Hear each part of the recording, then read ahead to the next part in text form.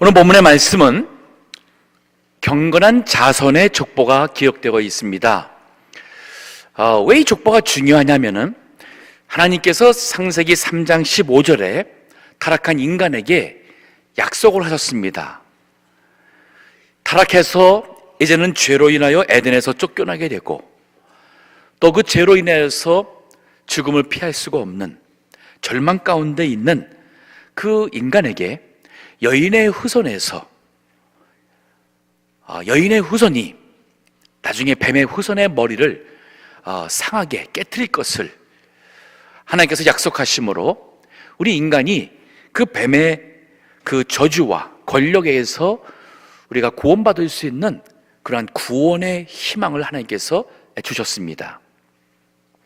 그리고 성경의 이 모든 역사는 창세기에서 계시록까지의 모든 역사는 결국 타락한 인간을 죄에서 구원하시는 하나님의 구원의 역사예요. 창조 그리고 타락,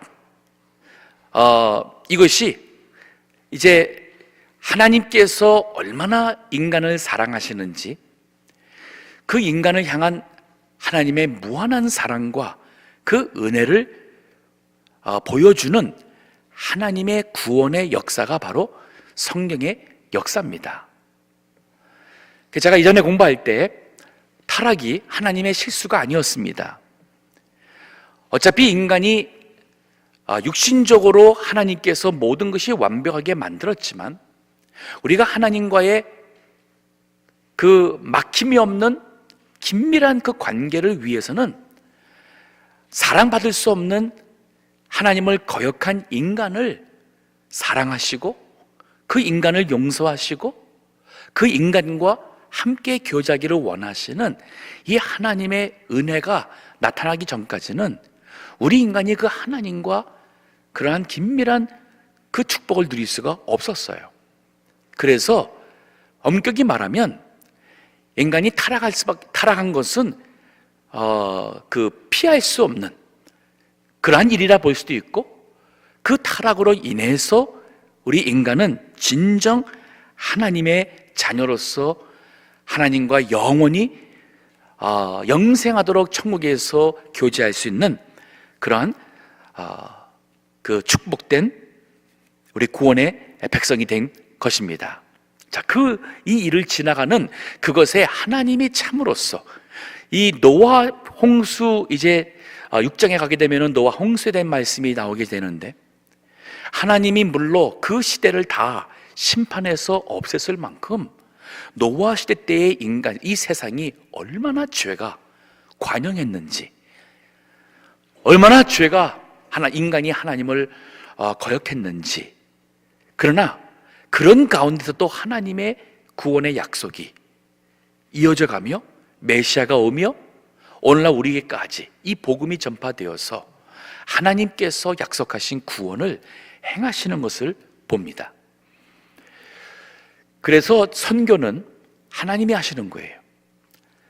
전도도 하나님이 하시는 것이고, 모든 그 선교와 전도의 주체는 하나님이시고, 그러면 우리는 가만히 있어도 되느냐? 아니요. 하나님께서 그 일을 하시되 그 일을 위해서 교회를 부르신 거예요.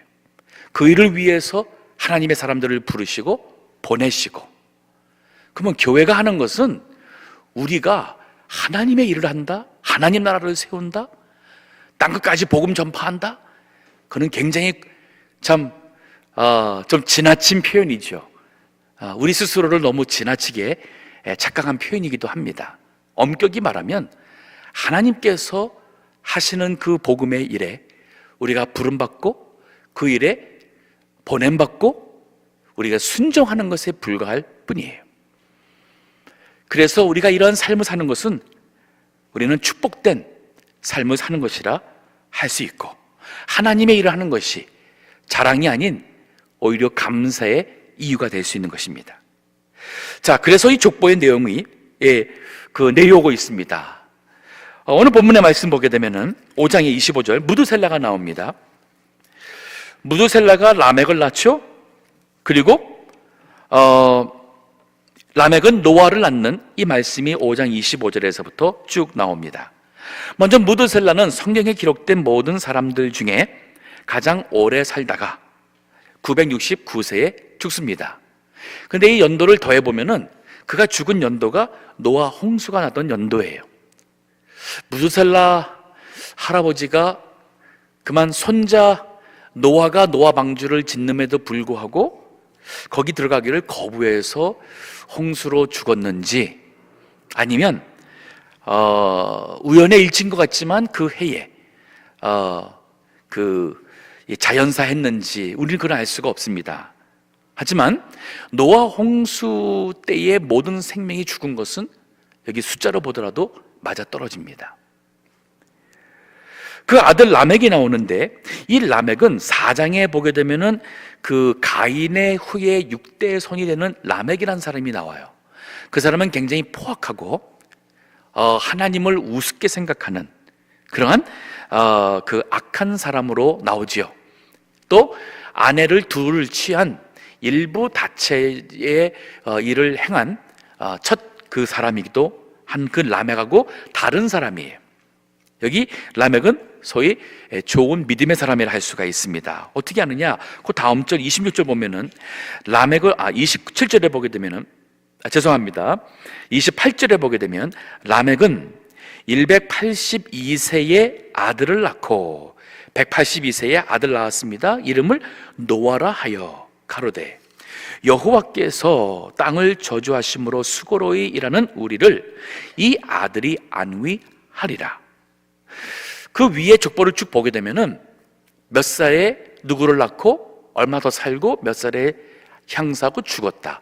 이것이 그냥 한 사람 한 사람의 인생의 양력이었어요. 근데 이 라멕에 대해서는 그가 아들을 노아라고 지었던 그 경위, 왜 그 이름을 지었는지에 대한 보충 설명을 하면서 그 이름을 명칭하는 데, 명명하는 데 있어서 라멕의 그 믿음의 모습을 성경이 기록을 해줍니다. 즉, 이 라멕은 즉 노아의 아버지는 믿음의 사람이라고 우리가 볼 수가 있어요. 그 노아라는 말의 뜻이 뭐냐면 안위, 위로, 안식, 이런 뜻이었어요. 아마도 라멕이 사는 그 시대가 많이 힘들었던 것 같습니다.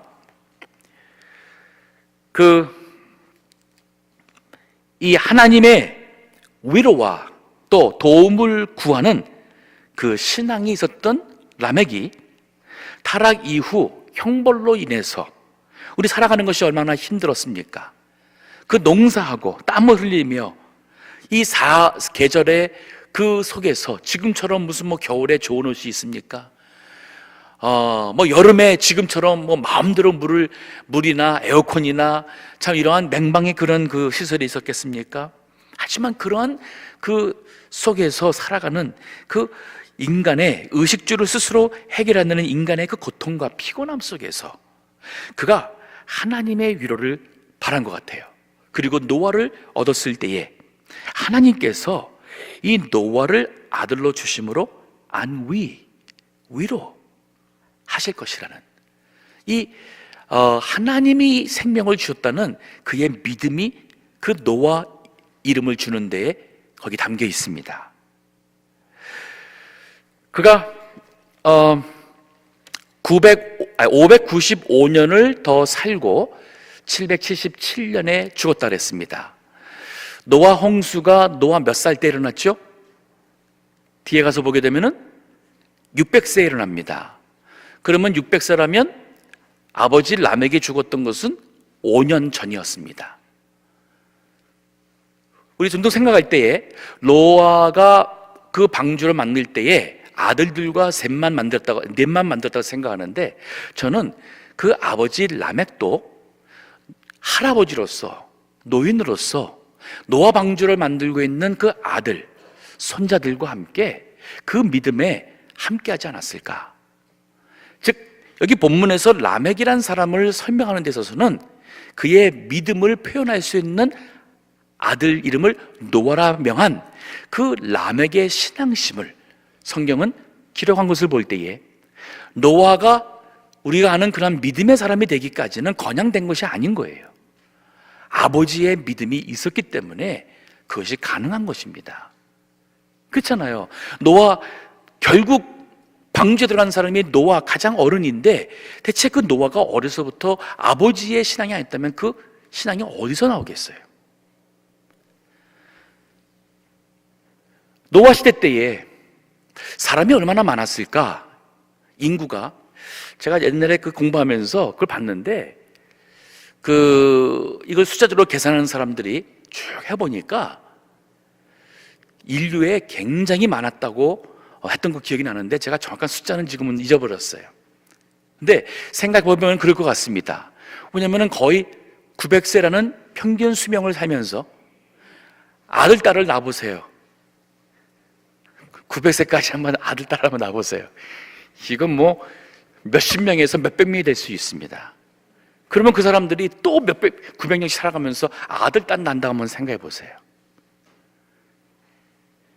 지금 인구 이 증가하는 거에 10배가 아니에요.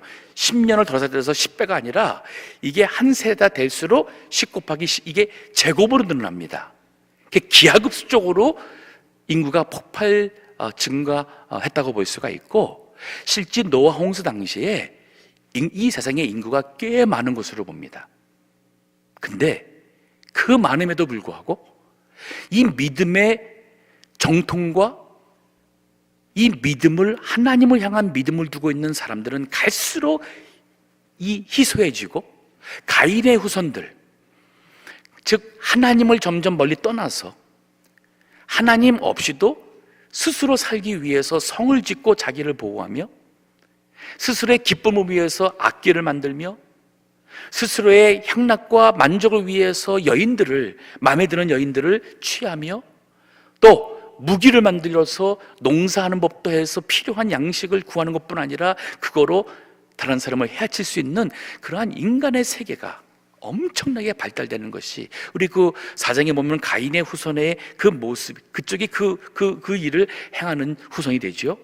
근데 이게 6장에 가서 보게 되면은 어떤 일이 되냐면은 바로 이 경건한 자손이 이 가인의 후손의 그 자손과 섞이게 되면서, 즉 신앙을 하나님에게서 이 노아의 경건한 후손도 그만 그 신앙을 떠나서 가인의 후손의 불신앙을 따라가는 것을 봅니다. 여기 6장 1절에 바로 말씀이 그 말씀이에요. 여기 6장 1절부터 보면은 사람이 땅 위에 번성하기 시작할 때에 그들에게서 딸들이 나니 하나님의 아들들이 사람의 딸들의 아름다움을 보고 자기들의 좋아하는 모든 자로 아내를 삼는지라. 자, 이게 사람이 땅 위에 번성하기 시작할 때에, 이건 인류 초대기에 기하급수적으로 인구가 늘었다는 것을 암시하고 있고, 이것은 창세기 1장과 2장에 하나님께서 인간을 만드시면서 타락하기 이전서부터 주신 축복 중에 하나가 이 땅에 생육하고, 즉 자손을 낳고 번성하고, 그리고 땅에 충만하라는 하나님의 축복이 있었습니다. 그 축복, 그 약속, 그 축복대로 하나님은 죄인임에도 불구하고 인간이 이 땅에 정말 많았어요.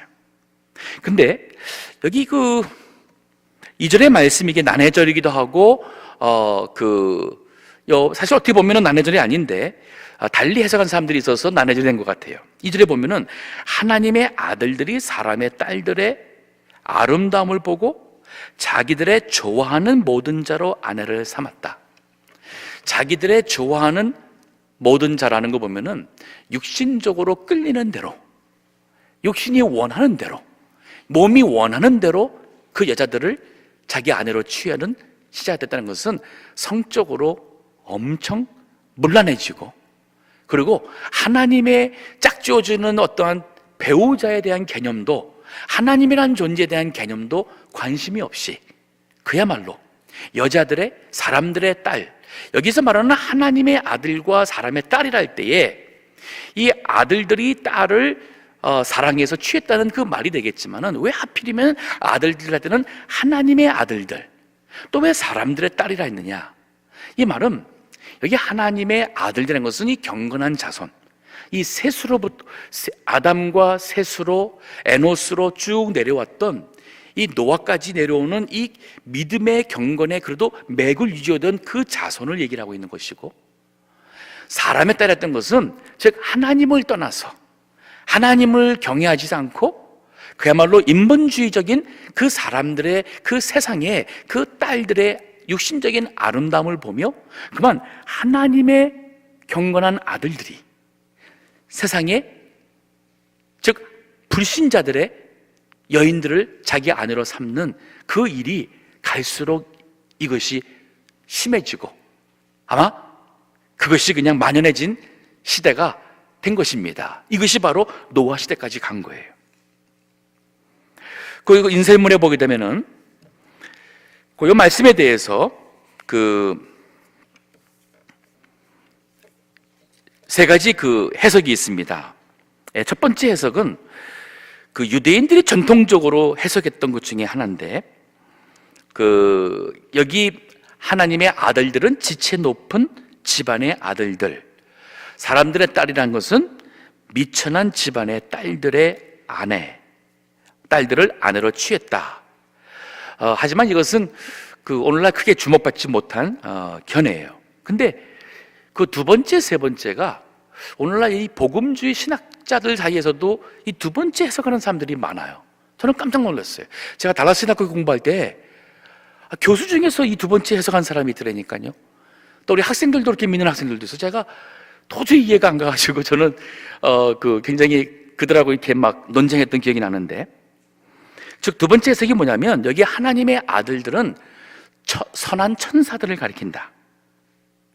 그리고 사람의 딸들은 소위 인간의 딸들을 아내로 취했다는 것을 가리킨다.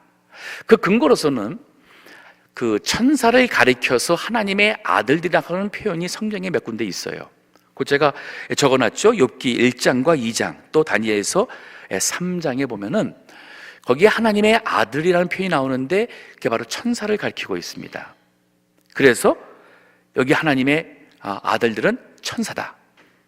그 말은 뭐냐면은 천사들이 이 세상에 내려와 가지고 사람들의 딸을 아내로 해서 거기에서 자손이 나오는데, 그 자손이 바로 4장에 보면은 나오는 님로드라고 하는 이 네피림 사람들이다. 이 사람들이 소위 말해서는 싸움을 잘하는 고대의 용사들이었다는 이러한 약간 신화적인 이것을 믿고 또 이러한 설을 주장하는 사람들이 있어요. 또 이 얘기가 과거 기독교 역사에 이 성경이 아닌 그러한 이 종교 서적이나 이런 데에서 이러한 비슷한 그러한 글들도 있습니다. 그러다 보니까 이 해석이 과거의 옛날부터 지금까지 이 해석을 믿는 사람들이 있어요. 어떤 사람 젊은이들 중에서도 인터넷에서 이러한 해석을 읽고서는 이 내용을 그렇게 읽고 그쪽에 빠져서 저한테 아주 따지면서 했던 젊은이가 있었습니다. 제가 아무리 설명해도 이해를 못하고, 그래서 참 신앙에 건강한 신앙에서 떠났던 그러한 젊은이가 있었는데, 그러면 이 해석의 문제가 뭐냐면은, 첫째, 하나님의 아들이라는 표현이 성경에 보면은 천사뿐 아니라 사람, 즉 하나님의 백성, 이 성도를 가리켜서도 하나님의 아들이라는 표현이 있어요. 신명기 32장에 있고, 또 시편 73편에도 있고, 또 80편에도 있고, 호세아 1장에도 보면은 여기 하나님의 아들이라는 표현이 성도, 신자를 가리킬 때도 성경은 그런 표현을 썼습니다. 그리고 또한 여기 지금 성경 전체가 하나님께서 하나님의 형상을 따라서 만든 인간이, 타락한 인간을 하나님께서 다시 구원하시는 하나님의 구속의 역사를 지금 하는 중에 갑자기 천사가 왜 등장하고, 갑자기 천사와 사람이 육신의 관계를 해서 자녀를 낳는다? 이 자체가 신학적으로 심각한 문제가 있는 거예요.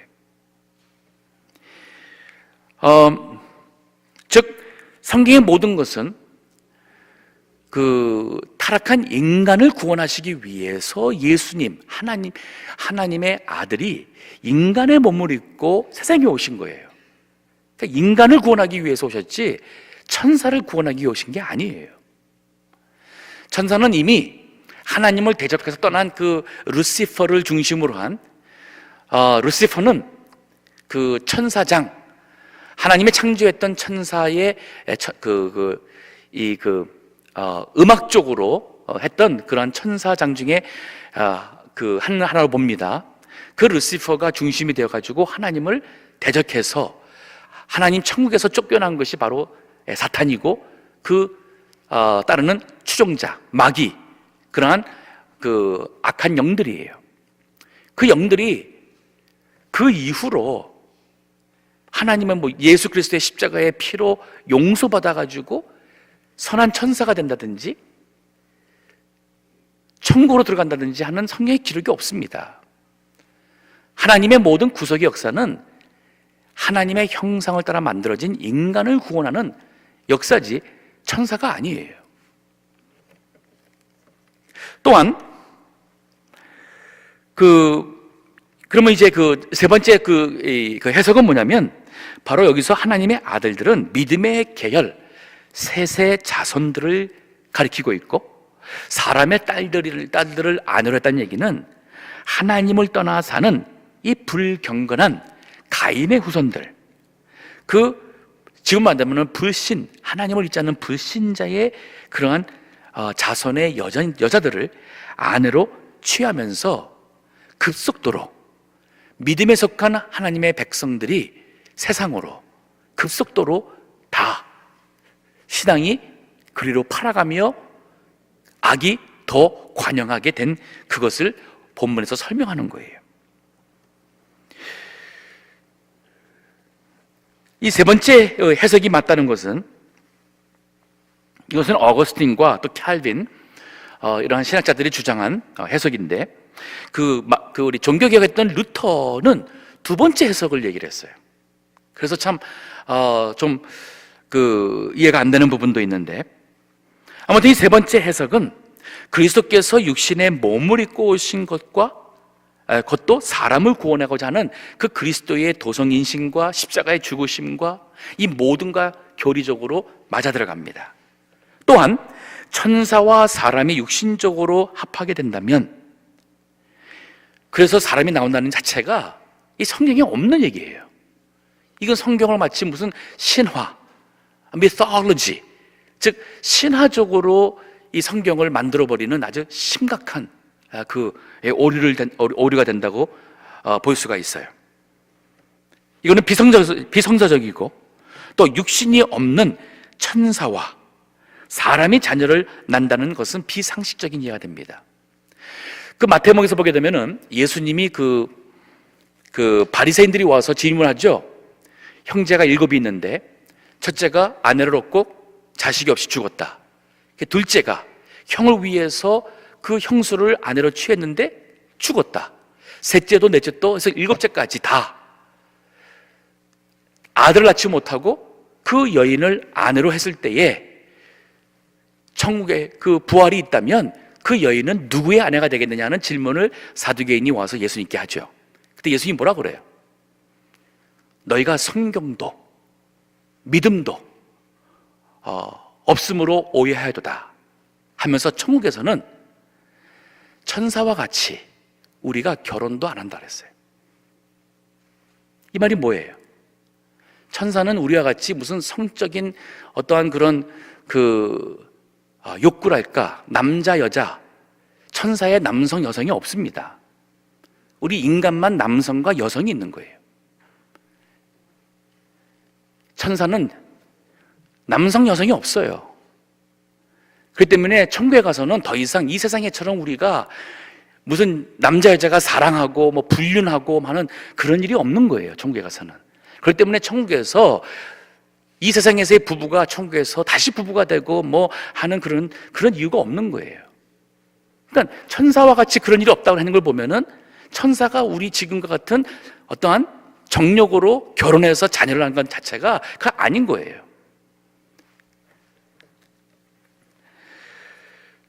그래서 이 세 번째 해석이 맞습니다.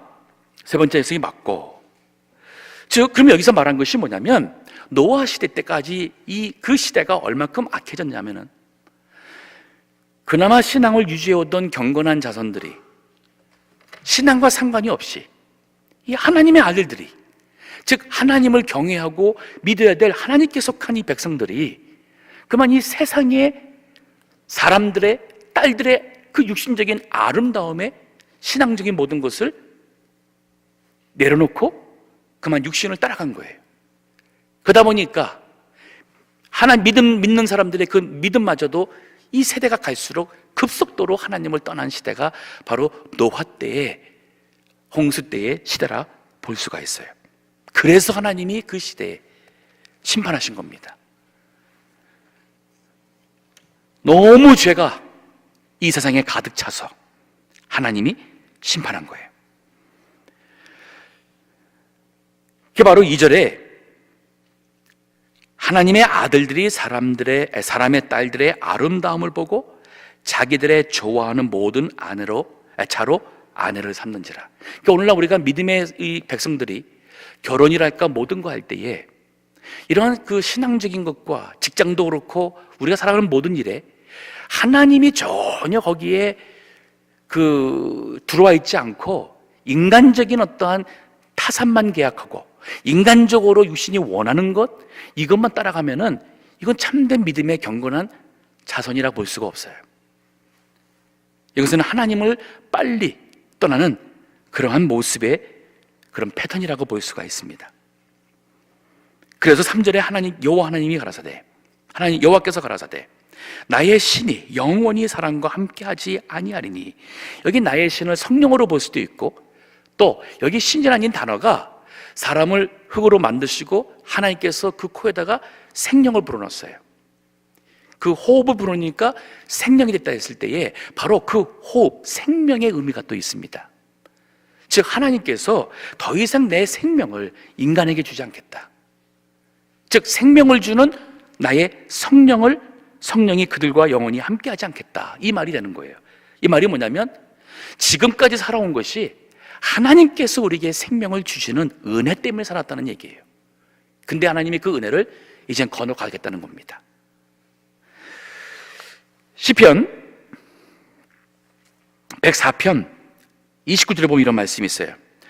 주께서 낯을 숨기신즉, 즉 얼굴을 숨기신즉 저희가 떨고 주께서 저희 호흡을 취하신즉 저희가 죽어 본 흙으로 돌아가니이다. 하나님이 호흡을 취해가면 그 순간에 우리는 죽는다는 거예요. 지금 내가 호흡하는 것도 하나님이 나에게 생명을 허락하셔서 내가 지금 들여마시고 내뱉고 들여마시고 내뱉게 하는 이 하나님의 은혜예요. 우리가 이걸 깨달아야 돼요. 하나님께서 호흡을 취해 가시면 아무 인간도 그 다음 순간 살아남지 못합니다. 그게 하나님의 은혜로 왔는데 인간이 그 하나님을 다 버리고 다 자기 길로 가버렸어요. 하나님께서 더 이상 참지 않으시고 그 시대를 심판하기로 결심한 겁니다. 그러면서 이런 말 하죠. 이는 그들이 육체가 됨이라. 이 말이 뭐냐면 더 이상 그들이 하나님을 잊어버리고 육신의 죄와 정욕을 따라 살아가는 하나의 죄를 짓는 그러한 육신인 것을 말하고 있습니다. 그러면서 그러나 그들의 날은 120년이 되리라. 왜 당장 안 하시고 120년씩이나 또 하나님이 참 굉장히 인내가 많으시고 자비로우시죠? 네, 맞아요. 하나님께서 120년이라는 세월을 한 것은 그래도 이 말씀하실 당시에 그 죄인들 가운데서 그래도 이 하나님을 믿고 회개하여 구원받게 하기 위해서 은혜를 주시는 거고, 또 구원받아야 될 노아에게 있어서는 방주를 만들 수 있는, 즉 믿음의 준비를 할 수 있는 그 120년을 허락하신 거예요. 우리 성경 보면 예수님께서 속히 오신다 그랬어요. 근데 아직 안 왔어요. 하지만 주님께서 당장 내일도 올 수 있고 앞으로 100년 후가 될 수도 아무도 모릅니다. 그럼 왜 하나님께서 이렇게 하시는가? 똑같은 거예요. 아직 구원받지 못한 사람들이 하나님 주님께서 언제 오실지 못한다는 이 사실 앞에 그들이 어서 회개하고 믿고 구원받도록 하는 하나님의 은혜가 있는 것이며, 또 우리들에게도 내일 온다 할 때 아직 준비되지 못한 우리의 믿음을 준비하라고, 믿음의 방주를 더 건축하라고 하나님께서 우리에게 은혜를 베푸셔서, 그래서 주님이 더디 오시는 겁니다.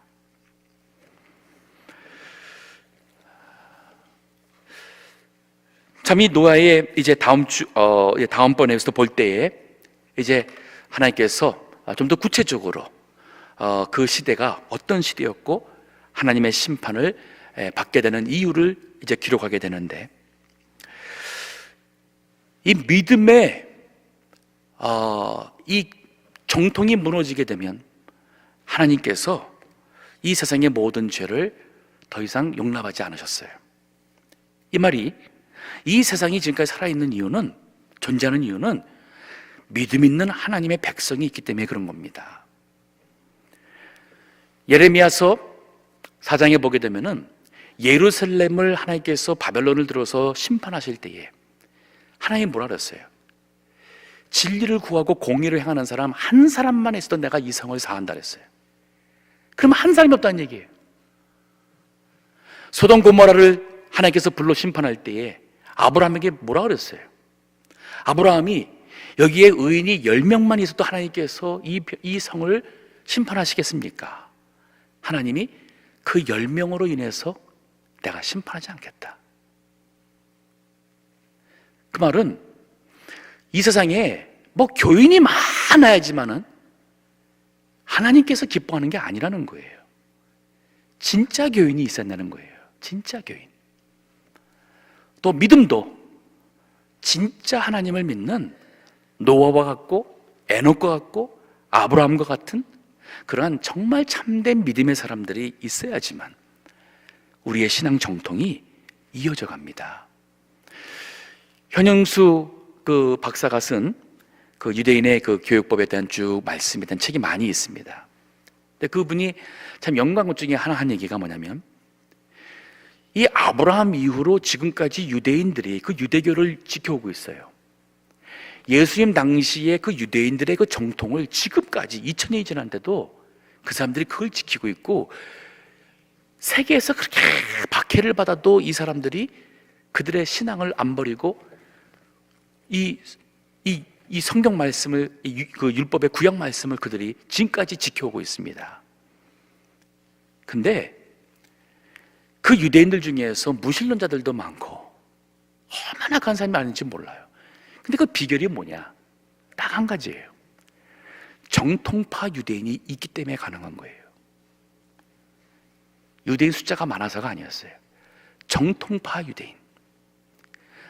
아버지 때부터, 할아버지 때부터, 증조할아버지 때부터, 더 거슬러 올라와서 아브라함 때부터 전수받은 하나님의 말씀을 자기 세대의 것을 지키고 아들 세대가 전수하고 손자 세대에게 전수하며 그 율법과 신앙을 이 참 답답하게 짝이 없을 만큼 할 만큼 그들은 그들의 신앙을 지키는 정통파 유대인이 기독교 역사나 세계 역사에 보통 평균 10%였었어요. 10%를 넘어보질 않았습니다. 그럼에도 불구하고 그 정통파 유대인이 있기 때문에 그 신앙이 지금까지 살아있다는 거예요. 오늘날 우리 동부교회가 추구하는 신앙 정신은 귀하다고 저는 봅니다. 왜냐하면 우리는 하나님 말씀대로 믿자는 거잖아요. 사람을 기쁘시게 하는 게 아니라 하나님을 기쁘시게 하는 교회가 되자는 거잖아요.